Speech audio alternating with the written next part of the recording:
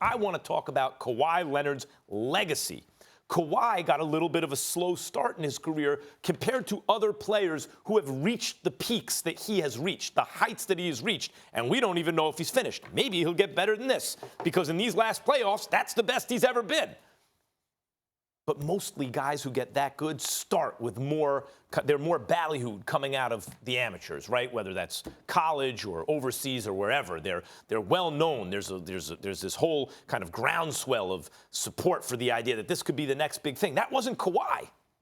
He's had to build himself there. And because of that, people like Stephen A. Smith, if I say Kawhi is the best player in the world, he'll go back and say, KD's been doing it for X number of years. Kawhi just got here, but he won an MVP, finals MVP with the Spurs. Yeah, but he was a baby when he did that. That was for his defense. He averaged 14 points. He only started averaging 20 toward the end of that series. He had help, etc. Now he gets credit for this last finals win. And even then, well, KD was hurt and all this stuff. But you know what Kawhi has done, guys? He's won the MVP of the finals with two different teams. The only other players to do that in the history of basketball. LeBron James and Kareem Abdul-Jabbar. That's it. Stephen A., I'm saying for his legacy, he goes to the Clippers. If he goes to the Clippers, it is my contention that the Clippers will win the championship this upcoming season. He will be the MVP. He will be the first man ever to win 3 separate finals MVP awards with 3 separate teams. For his legacy, forget about his own happiness for a second, I'll leave that to you. For his legacy, it is the strongest possible move. You can say for his legacy, listen, it was beautiful being in Toronto, Canada. It's a beautiful city, there's no question about it. The National Basketball Association's NBA champion is a team from Canada. You know, it was nice watching them during the finals. But now that the offseason has arrived, nobody's really thinking about them that much. You think about Kawhi, you're not thinking about them. And I don't know if there's anything that Kawhi could do to change that. It would be wise for them to do everything that they possibly can to keep themselves, to make sure that they have him. But in the end, what it really comes down to is this. When you talk about L.A., first of all, L.A. is lovely. I've just fallen more and more in love with it every single day. But, you know, and I definitely have my own individual aspirations for L.A. I am unapologetic about that. Having said all of that, though, it's not just that it's where Kawhi was born and raised before electing to go 2 hours away to San Diego State and, you know, having a home, you know, north of there, whatever. It's also the fact that LeBron is in L.A. You want to talk about the eye of the basketball world descending upon one place. Could you imagine if Kawhi is on one team and LeBron is on another in the same arena? In the same arena. And by the way, now LeBron has Anthony Davis, so you know that the Lakers are going to contend.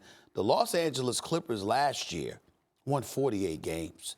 This is not a scrub team, for crying out loud. You're not talking about having to get rid of anybody in order to acquire Kawhi. So if Kawhi is there, I got my man Max Kellerman here talking about how they going to win a title in L.A. for a Clippers franchise that has never even been to a conference finals. They got the richest owner in the sport. They've got a Hall of Fame coach, as far as I'm concerned, in Doc Rivers, who's a champion. They have the greatest executive in the history of the sport as having the ear and being the right-hand man of the richest owner in sports.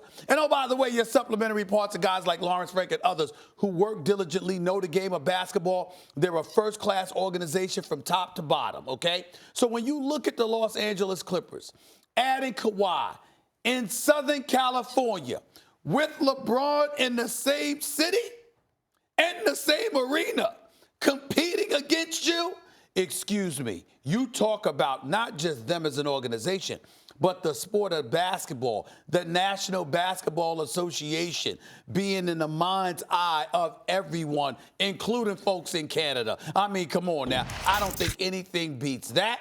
Kawhi went to Canada. He did what he came to do. He accomplished his goal. You know what? If Masai stays, it's possible Kawhi may elect to stay. He's definitely going if Masai is going for what I'm being told. But if I'm Kawhi, L.A., it's L.A. Look at those numbers. I love that, Stephen A. Look at those numbers. Yeah. It's a dead heat. I mean, LeBron more of an assist guy The PER slightly favors Kawhi. That counts everything on offense. But defense, it's not close. Kawhi is light years better than LeBron and more consistent than LeBron defensively. And then add the playoffs where LeBron didn't play and Kawhi just had one of the great postseasons of all time. Think about what you just said about LA. Either the Clippers get home games or the Lakers do. Basically every day of the year, you got something going on. It's jumping off at Staples Center. That's a great reason for him to go to LA. But I'm telling you right now, imagine that Kawhi in the same town with LeBron.